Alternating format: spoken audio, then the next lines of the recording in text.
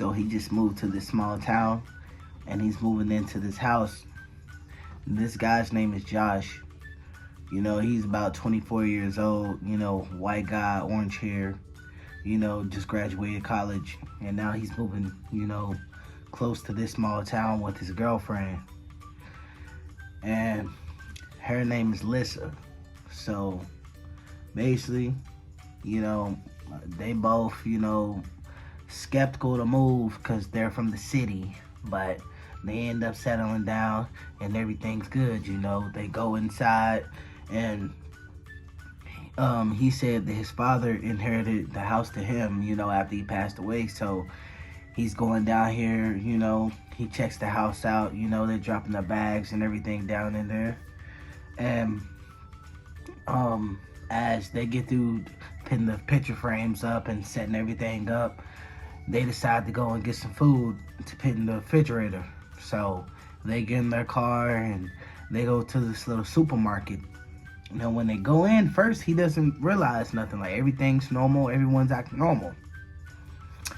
But as time goes on, he starts to notice that people in the aisle is looking a little bit too much. So he, tries to tell Lissa, hey, do you see this? And she looks and she starts to notice too, and she's like, yeah. And then he's like, okay, let's go ahead and get out of here. Let's hurry up and get out of here. So they finish getting their stuff, and they hurry up and scan out. And the guy is scanning, but he's looking right at them as he's scanning. So he's doing this, and it's creepy. So they're both looking at each other, and he says the price of what the food is, and he ends up paying, and they end up getting in the car leaving. Now, when they get back home, as later on the day settles in, and they start talking about it, as they heated up pizza up or whatever. So that's what they're eating right now as they're talking about it. And and she says, yeah, that is creepy, and maybe your father was right about, because his father used to say, like, the town used to be cursed around a certain time of the year because of something happened back in the day. So he never really got into it, and he was like, yeah, I'm gonna go to the library down here tomorrow, and then we're gonna see what happened and all that. So the next day they go to the library, and he takes a book and he goes up there to check it out, and the librarian says, have a good day, and he says, you too. And then she says it again, and he's like, you too. And then she says, have a good day, and then he starts to walk away. He leaves. So when he gets back in the house, now he done told his girlfriend about the incident or whatever, and all of a sudden he hears a knock on the door. So when he gets this knock on the door, it's some people, and it's like three mid, like, mature ladies, like in their 50s, and they're white, and they're smiling, and they're like, welcome to the neighborhood. And then they gave them a basket with wine and stuff in it. So he, they said, okay, if you need anything, let us know or whatever. So he goes back in, he takes the wine, puts it down, and by this time he had already got a Ring doorbell camera. And he realized, she says, babe, come here. And when he goes in there, he ends up seeing that when he left and shut the door with the wine and stuff, they were still standing there. And they were standing there for like 5 extra minutes. And just as he was about to go to the door, they ended up walking away. So now he knows something's wrong. So he does a little research, and he finds out that back in the day that something happened where a lady gave her soul away, and it got stuck between alternate, like, universes or whatever, and now she's like stuck between here, and it's something she can't go on unless like a certain ritual happened or something like that. I don't know.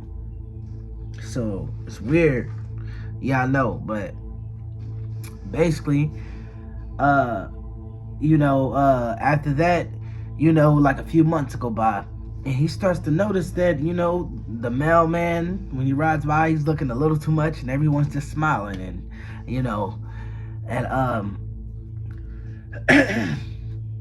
one night, he gets a rock thrown through his window, and, they wake up out of bed, run downstairs, look at it, and there's a rock with some tape on it, and it says, you will love it here. Yeah, that's what it said. You will love it here. And he's like, you will love it here. What the? And he balls it up and he starts to hear all this noise outside.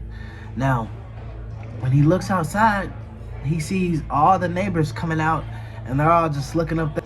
And everybody's just chanting outside, like, saying, all types of stuff. And, they're trying to break the windows. And while he's upstairs, he notices that his dad kept a shotgun hanging right there in the corner. He loads it up and he goes. And when one guy tries to go in the door, he blows his head off. After that, everyone stops chanting and they start backing up. By this time, Liz already got all the bags packed, and now everything's starting to break upstairs. Now they're coming downstairs, they're stepping downstairs, and now they're in the house, and everyone's smiling, and they're like, where are you going? I thought you were going to like it here. So he ends up shooting at the cylinder, they end up stopping what they're doing, shooting another one in front of the door, and he tells them all to get back. And when he gets into the car, he backs up. He drives away. And when he drives away, they all get in the road and they're just staring at him. Now, after this, he ends up almost getting out of town, but there's a big old thing blocked right there. Like, it's like all these cars like blocked right there, and it's like a big old path, just like a big tree branch just blocking right there. And it's just like certain stuff just piled right there. Like, so you can tell it's deliberate. Like, they got like certain stuff like broken down boats and all this stuff just piled right there. Now, the only way they can get out is if they back up and drive around town. So they start driving in between the trees, tree branches, and all they hit the window.